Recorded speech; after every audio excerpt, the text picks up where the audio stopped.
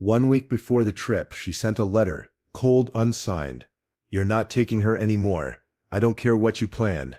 No explanation. No mercy. Chuck had been looking forward to spring break like it was Christmas morning. After a draining year, he was finally going to take his 8-year-old daughter Ellie on a real vacation.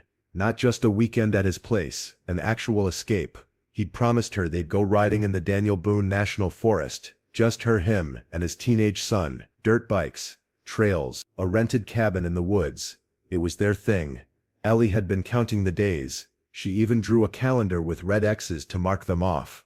Now Chuck, a mechanic by trade, wasn't a rich man. Every dollar mattered, but when his tax return hit the bank, he didn't hesitate. He bought Ellie her very own four-wheeler kid-sized bright pink. Then came the helmet, the gloves, the elbow pads. Safety first. He made sure everything was perfect. And his ex-wife, she'd said yes. She had agreed calmly over the phone. "It's your year to take her for spring break." "That's fine." Short, civil, for once. But then a week before departure, everything changed.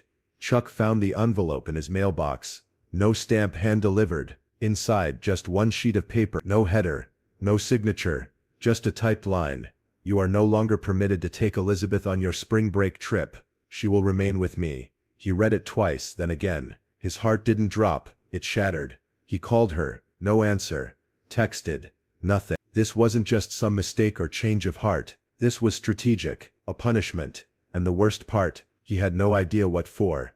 That night, Ellie asked him, wide-eyed, "Did you pack my pink helmet, Daddy?" He lied. "Almost, kiddo, almost." The next morning, he finally got his ex on the phone. "What's going on?" he asked, trying to keep his voice steady. Her tone, ice cold. "You told me you were filing for custody. So no, she's not going with you. Get over it." There it was. Not about Ellie, not about safety, not about schedules. Just retaliation. Chuck stood there, phone in hand, staring out at the garage where the new pink dirt bike sat. Unused, untouched, waiting for a child whose spring break just got hijacked by adult games. He knew then, this wasn't about vacations anymore. This was war. He had the helmet, the bike, the cabin booked, everything but his daughter, and now he had to explain why spring break meant staying home, again. Chuck sat on the edge of his worn-out couch, staring at the pink four-wheeler in the driveway. Brand new, shiny, his son Jake was loading up their own bikes, strapping them down with practiced hands, but the silence between them said everything. This trip wasn't supposed to be for just the two of them. It was Ellie's dream. She'd spent the last month talking about her helmet like it was a tiara. Chuck had shown her how to shift gears with her hands, made her memorize safety signals, even taught her how to start the engine, gently, confidently.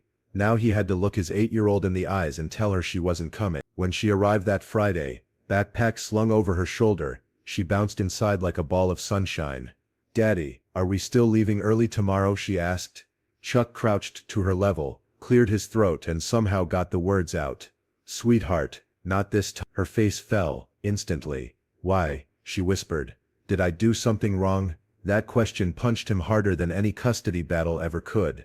"No, baby, you didn't do a single thing wrong. I promise." But how do you explain to a child that love gets lost in translation when lawyers and bitterness take over? That adults play chess with weekends and holidays and sometimes pawns look a lot like little girls? Ellie sat in the garage for hours that weekend, helmet on, bike off, silent. Chuck couldn't take it. He went back inside, grabbed the letter his ex had sent, and held it in his hands like it might catch fire if he stared hard enough. This wasn't about money. Sure, he was out nearly $1,500 between the cabin, the gear, the bike, but this was about something big. He had done everything right. He followed the agreement. She agreed to the trip. Then out of nowhere, she pulled the rug out just because he dared to mention the word custody. Jake sat next to him that night, breaking the silence. "She's playing you, Dad. She always does this." Chuck nodded. "Yeah, but she's not hurting me. She's hurting Ellie." And that right there was the worst part. Ellie wasn't a bargaining chip. She was a little girl with a calendar full of red X's and a bag of brand new riding gloves still in their pack. Chuck decided one thing right then. Next time, he wouldn't just ask. He'd fight. She didn't cancel the trip because of safety. She canceled it because Chuck dared to ask for more than weekends. He asked for custody. The courtroom wasn't new to Chuck. In fact, it felt like a second home he never wanted. Beige walls, cold air and the tired eyes of a judge who'd seen one too many custody spats. But this time, Chuck wasn't here to argue over Tuesdays and Thursdays. He was here to talk about something that had been boiling under the surface for years. Why he kept losing moments with his daughter, even when he followed every rule. The judge, a firm woman with half-moon glasses, leaned forward. Langston, you're claiming this vacation was wrongfully blocked. Why? Chuck didn't flinch. Because she used our daughter to retaliate. I mentioned custody, and suddenly Ellie wasn't allowed to go. His ex-wife Amanda rolled her eye. She muttered something under her breath, something that didn't go unnoticed. The judge turned to her. Ms. Langston, did you agree to the trip before changing your mind? Amanda hesitated. I did, but only because I didn't know he was planning to file for full custody. So the change had nothing to do with safety, nothing to do with the child's well-being. Amanda crossed her arms. No, I just didn't want him thinking he could take her out of state and then go to court acting like I don't do my part. Chuck exhaled. There, in that one sentence, Amanda admitted everything. The trip wasn't cancelled because of concern, it was cancelled out of fear. Fear of losing control. Fear that a fun memory might be used as courtroom leverage. But the judge didn't look impressed. You don't get to punish a child's joy because you're worried about optics, she said sharply. This isn't chess, this is parenting. For the first time Chuck felt heard. He looked over at Amanda, not with anger, not even pity, just exhaustion. They'd been divorced for almost 2 years, but emotionally, they were still entangled, wrapped around Ellie like barbed wire. Later that day, Ellie sat across from him in the diner, sipping a milkshake with both hands. Daddy, are we still gonna ride some? Chuck smiled, tired but honest.